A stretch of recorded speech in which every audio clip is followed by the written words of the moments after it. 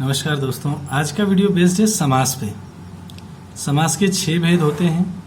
याद करने का तरीका: अ, त, कर, द, द्विगु, बहु, अवयवी भाव, तत्पुरुष, कर्मधारय, द्वंद्व समास, द्विगु समास और बहुब्रीहि समास।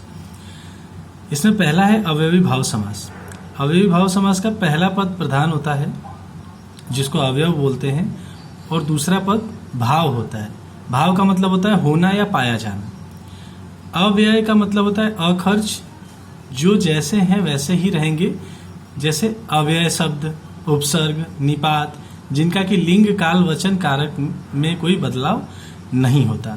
शब्द आवृत्ति बिना योजक चिन्ह की होती है, जैसे दिनों दिन, रातों रात, बातों बात, हाथों हाथ, कानों कान। अवयव शब्द होते हैं, आवृत्ति होती है उनके योजक चिन्ह के साथ, जैसे धीरे धीरे, जल्दी जल्दी, यहाँ यहाँ, अलग अलग।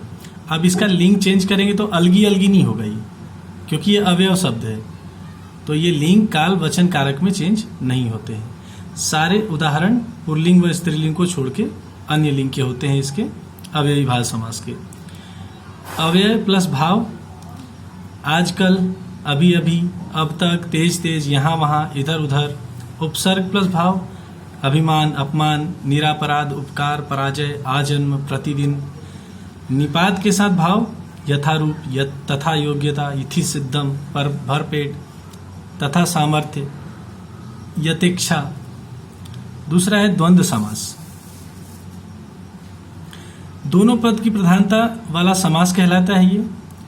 संबंध कैसे दर्शाते हैं? और, व, या, तथा, अथवा, च से संबंध दर्शाया जाता है। द्वंद्व का मतलब होता है प्रतियोगिता, प्रतिस्पर्धा, प्रतिद्वंद्वता, जैसे राम कृष्ण, कृष्ण कंस, कर्ण अर्जुन, किरातार्जुन, भीम दुर्योधन, भारत पाक। अब इसमें थोड़ा सा भाषा का विकास देख लेते हैं। भाषा का विकास के ऊपर भी बेस्ड है ये। संस्कृत, पाली, प्राकृत, अपभ्रंश, अवहट और हिंदी। तो ये बेसिकली द्वंद्व समास बेस्ड है अपभ्रंश भाषा पे। इसमें विलोम शब्द भी आते हैं साथ में: लाभ हानि, जय पराजय, सुख दुख, सभ्य असभ्य, धर्म अधर्म। योजक के संज्ञा, सर्वनाम, विशेषण, क्रिया शब्द आते हैं, जैसे दिन दिन, रात रात, हरा हरा, चल चल। योजक के अर्ध आवृत्ति वाले या पुनरावृत्ति वाले या सार्थक निरर्थक शब्द का युग्म भी द्वंद्व समास में आता है। चाय वाय, पानी वानी, धागा वागा। संबंध दर्शाने वाले वाक्य भी शब्द भी आते हैं: भाई बहन, गुरु शिष्य, पति पत्नी, राम लक्ष्मण, लव कुश, पिता पुत्र, लोटा डोरी। 2 से अधिक शब्द जैसे लाल बाल पाल, तन मन धन, आन बान शान, ये भी द्वंद्व समास के अंतर्गत आते हैं। 1 से 10 तक, 10, 20, 30, 40, 50, 60, 70, 80, 90, 100, 1000, 1 लाख, 1 करोड़ को छोड़कर बाकी सभी संख्याओं में द्वंद्व समास होता है, जैसे 12, 10 और 2, 1 1, 1 1, 10 और 20। अगला है कर्मधारय समास। कर्मधारय समास दूसरा पद प्रधान वाला समास भी कहलाता है। उपमा उपमेय वाला समास भी कहलाता है। विशेषण विशेष्य वाला समास भी कहलाता है। इसमें कर्म और धारण करने वाला होता है। कर्म को धारण करने वाला कर्म होता है विशेषण, और धारण करने वाला विशेष्य। विशेषण में गुण, दोष, संकेत, चिन्ह आदि आता है, और विशेष्य में आधार आता है, जैसे चाय वाला, लोहार, कुंभकार, जलद, जल्दी, गंगाधर, महात्मा, पुरुषोत्तम, पीताम्बर, कमीना, मंत्री। गुण और उसका गुणी: नटखट बालक, जहरीला सांप, कर्मठ नेता। उपमान के साथ उपमेय: उपमान जो प्राकृतिक है, जो प्रसिद्ध है, जो पहले से मौजूद है, और उपमेय जिसकी प्रसिद्धि बाद में हुई, जैसे चंद्रमुख, मुख गुरु मुखचंद्र, देहलता, कमल नयन, गजगामिनी, मृगनयनी, कनकलता। जिसकी तुलना की जाए वो उपमेय कहलाता है। समास विग्रह कैसे होता है इसका? समास विग्रह में क्या आता है? रूप, रूपी, समान, जैसा, जो। जैसे पीताम्बर, पीला है जो वस्त्र। चंद्रमुख, चंद्र जैसा मुख। कर्मधारय अधिकरण तत्पुरुष के अंतर्गत भी आता है, जैसे पीताम्बर, पीला है जो वस्त्र, यह तत्पुरुष समास में आएगा। 3 नेत्रों का समूह, ये विग्रह द्विगु में आएगा। तीन नेत्र है जो, ऐसा विग्रह कर्मधारय में आएगा। तीन नेत्र वाला या तीन नेत्र है जिसके, ये बहुव्रीहि में ये विग्रह आएगा। कर्मधारय में विग्रह कैसा होगा? कमल के समान नयन, कमल रूपी नयन, कमल जैसा नयन, या कमल है जो नयन, ये कर्मधारय में आएगा। अगला है द्विगु समास।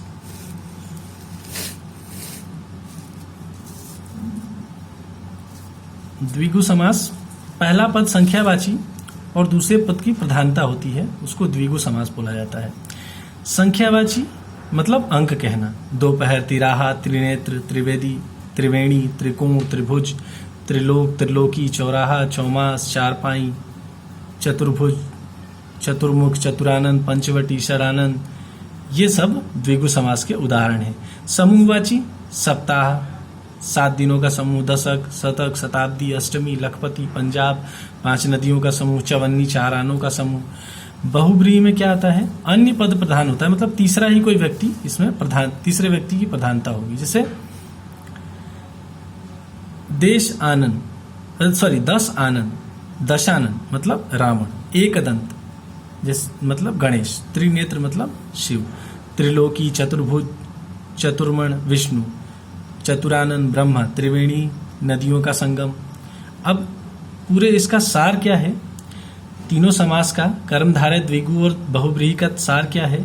जैसे आपको ऑप्शन में मिलता है पीताम्बर, और ऑप्शन दिए हुए, क्वेश्चन है पीताम्बर और ऑप्शन दिए हुए अवयवी भाव, द्वंद्व, तत्पुरुष और द्विगु, तो वहां आपको तत्पुरुष लगाना है, क्योंकि कर्मधारय और द्विगु नहीं होगा, ये नहीं दिया है यहाँ पे। पीताम्बर अगर दिया है, तत्पुरुष समास दिया है, द्विगु, कर्मधारय और द्वंद्व दिया है, तो यहाँ पे आपको ऑप्शन में कर्मधारय टिक करके आना है। पीताम्बर का ही क्वेश्चन है और तत्पुरुष, द्विगु, बहुव्रीहि और कर्मधारय दिया है, तो आपको बहुव्रीहि लगाना है। अब एक संख्यावाची ले लेते हैं। दशानन अगर दिया है तो कर्मधारय, तत्पुरुष, द्वंद्व और द्विगु में द्विगु टिक करके आएंगे। दशानन यदि दिया हुआ है, कर्मधारय, तत्पुरुष, अवयवी और द्वंद्व है ऑप्शन में, तो कर्मधारय लगाएंगे वहां पे। और दशानन देके और कर्मधारय, द्विगु, तत्पुरुष और बहुव्रीहि में पूछ रहा है, तो हम वहां पे बहुव्रीहि लगाएंगे। अतः अगर बहुव्रीहि दिया है तो बहुव्रीहि आएगा, फिर उसके बाद अगर संख्यावाची है तो द्विगु आएगा, और विशेषण विशेष्य है तो कर्मधारय आएगा। अगला समास है तत्पुरुष समास।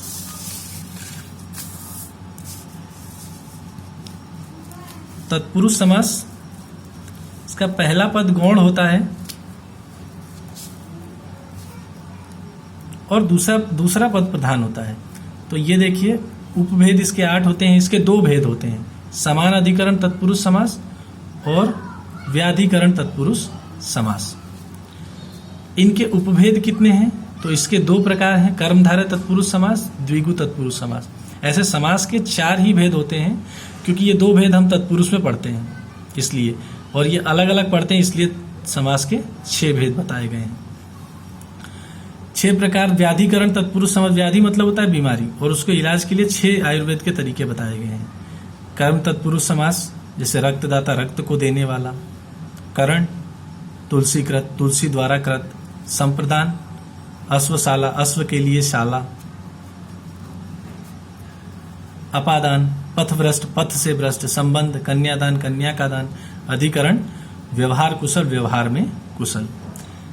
अब बहुव्रीहि का एक और एग्जाम्पल है, जैसे जिन नगरों को बसाया गया है उन लोगों के नाम से भी बहुव्रीहि समास आता है। जैसे जयपुर, राजा जयसिंह द्वारा बसाया गया। जोधपुर, राजा राव जोधा द्वारा बसाया गया। पुर, हैदराबाद, हैदर अली ने आबाद किया है जिसे। तुगलकाबाद, राजा तुगलक ने आबाद किया है जिसे।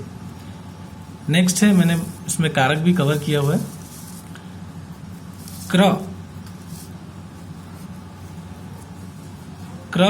क्रिया से बना है कारक, जिसका अर्थ होता है करना, जिसका क्रिया से सीधा संबंध होता है। वाक्य में जिसे संज्ञा, सर्वनाम शब्दों को क्रिया के साथ संबंध बताया जाए उसे कारक कहते हैं। कारक की संख्या हिंदी में 8 है, संस्कृत में 6 है। संबंध संबोधन को कारक नहीं माना जाता। संबोधन व कर्ता कारक दोनों में प्रथमा विभक्ति होती है, और विभक्ति की कुल संख्या 7 है। ये लिस्ट बनाई हुई है मैंने विभक्ति की, प्रथमा, द्वितीय, तृतीय, चतुर्थी। कारक, कर्ता, कर्म, करण, संप्रदान, अपादान, संबंध, अधिकरण, संबोधन। कारक चिन्ह, इसको परसर्ग भी बोला जाता है। संप्रदान में वस्तु हमेशा के लिए